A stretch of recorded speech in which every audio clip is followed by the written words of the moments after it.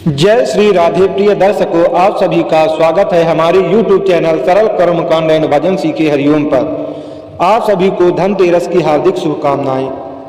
सभी को धनतेरस के दिन क्या क्या खरीदें, धनतेरस के दिन पूजा कैसे करें, इसका महत्व क्या है, धनतेरस के दिन नई चीजें खरीदने की परंपरा क्या है, धनतेरस को कौन कौन से नाम से जाना जाता है, धनतेरस पूजा की विधि, धनतेरस की कथा को भी बताएंगे। वीडियो को शुरू से लास्ट तक जरूर देखें क्योंकि धनतेरस की विधि और कथा बताएंगे। मेरे चैनल को सब्सक्राइब और लाइक कीजिए। चलिए वीडियो को प्रारंभ करते हैं। धनतेरस पूजा विधि। प्रत्येक वर्ष दीपावली से 2 दिन पहले धनतेरस का पर्व मनाया जाता है। हिंदी पंचांग के अनुसार कार्तिक मास में कृष्ण पक्ष की त्रयोदशी तिथि को धनतेरस का पर्व पड़ता है। इसे धन त्रयोदशी या फिर धन्वंतरी जयंती के रूप में भी जाना जाता है।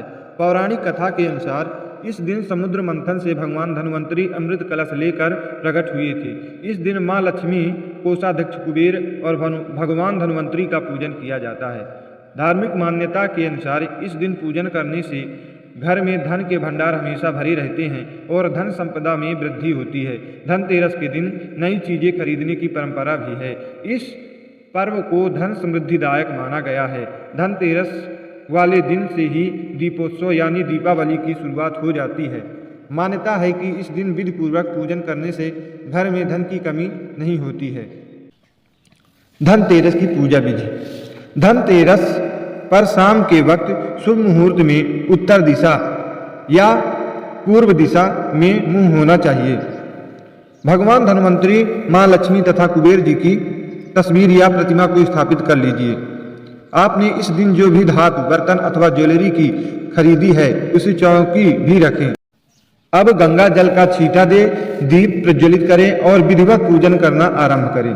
तिलक करने के बाद पुष्प, फल आदि चीजें अर्पित करें। माँ लक्ष्मी को कमल गट्टे अर्पित करें, उनको बहुत अच्छा लगता है। इसके बाद धन्वंतरी देव के सामने धूप दीप जलाएं। फिर उनके मस्तक पर हल्दी, कुमकुम, चंदन और चावल लगाएं। फिर उन्हें हार और फूल चढ़ाएं। पूजन में अनामिका अंगुली, छोटी अंगुली के पास वाली यानी रिंग फिंगर से गंध, चंदन, कुमकुम, अबीर, गुलाल, हल्दी आदि लगाना चाहिए। इसी तरह उपरोक्त षोडशोपचार की सामग्री से पूजन करें। पूजन के दौरान ओम ह्रीं कुबेराय नमः इस मंत्र का जप करते रहें। भगवान धन्वंतरी को प्रसन्न करने के लिए इस दिन धन्वंतरी स्तोत्र का पाठ भी करना चाहिए। उसके बाद माँ लक्ष्मी और गणेश भगवान की पूजा और आरती करें। पूजन के समय सभी एकत्रित होकर साथ पूजा करें। पूजा के दौरान किसी भी प्रकार का शोर न करें। पूजन करने के बाद प्रसाद या नैवेद्य भोग चढ़ाएं। नैवेद्य पर तुलसी का पत्ता रखा जाता है।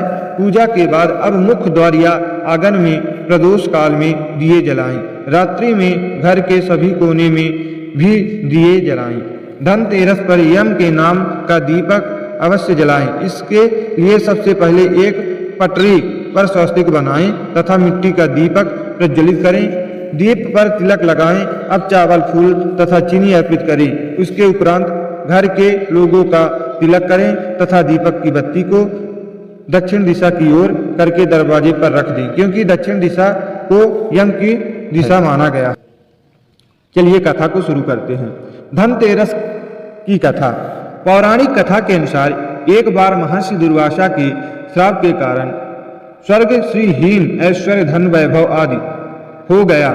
तब सभी देवता भगवान विष्णु के पास गए। भगवान विष्णु ने उन्हें असुरों के साथ मिलकर समुद्र मंथन करने का उपाय बताया और ये भी बताया कि समुद्र मंथन से अमृत निकलेगा जिसे ग्रहण कर तुम अमर हो जाओगे।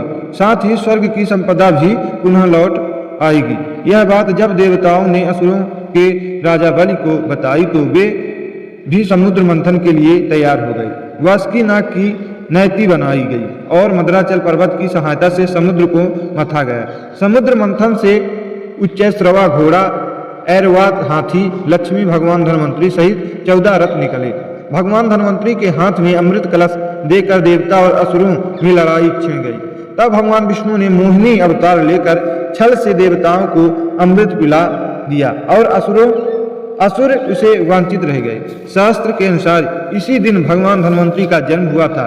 इसीलिए इसे धनतेरस त्योहार के रूप में मनाया जाता है, क्योंकि इस दिन भगवान धन्वंतरी अमृत से भरा सोने का कलश लेकर प्रकट हुए थे। इसीलिए इस दिन बर्तन खरीदने की परंपरा शुरू हुई। हिंदू शास्त्रों के अनुसार भगवान धन्वंतरी देवताओं के वैद्य माने जाते हैं। इनकी भक्ति करने से आप सदैव निरोगी रहते हैं। मान्यता है कि भगवान धन्वंतरी विष्णु के आशावतार हैं। साथ ही ऐसा भी माना जाता है कि संसार में चिकित्सा विज्ञान के विस्तार और प्रसार के लिए ही भगवान विष्णु ने धन्वंतरी का अवतार लिया था। बोले विष्णु भगवान की जय, बोले धन्वंतरी भगवान की जय। ऐसे ही वीडियो देखने के लिए मेरे चैनल को सब्सक्राइब और लाइक कीजिए। श्री महालक्ष्मी जी का संपूर्ण पूजन विधि वैदिक पौराणिक मंत्रों द्वारा दीपावली के पहले YouTube में वीडियो डाल देंगे। राधे राधे।